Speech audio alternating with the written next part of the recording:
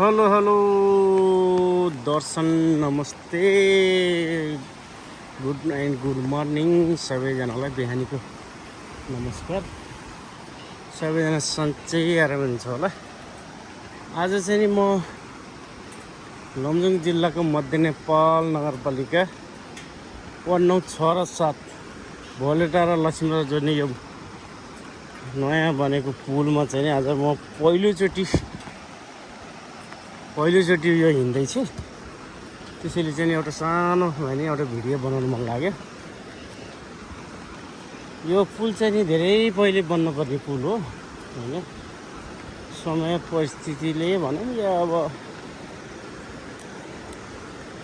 ठुलाबडाको पहुँच पुगेन या के भयो, यो पहिल्यै बन्नुपर्ने पुल हो, अहिलेसम्म बनेन।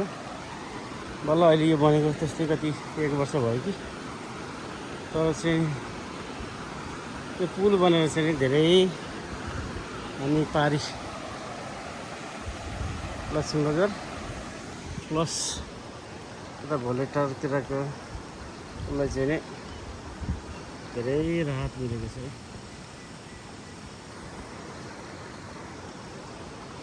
यसको लागि त धेरै यता पारी भोलेटार भयो, यता लक्ष्मीनगर भयो।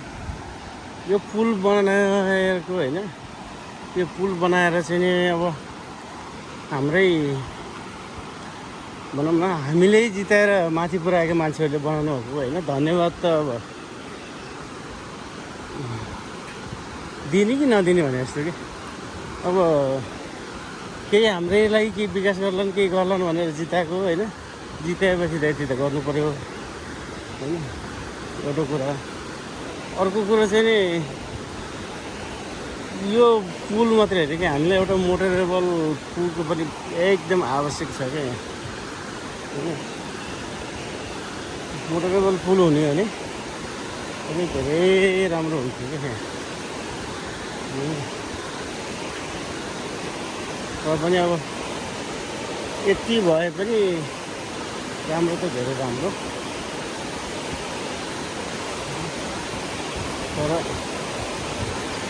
मोटरेबल पुल भइदिएको भए अझै राम्रो भन्ने चाहिँ हामीलाई लाग्छ।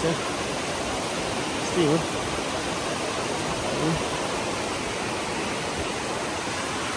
अहिले स्याउली बजार बेसी बाङ्रे उता लक्ष्मीनगर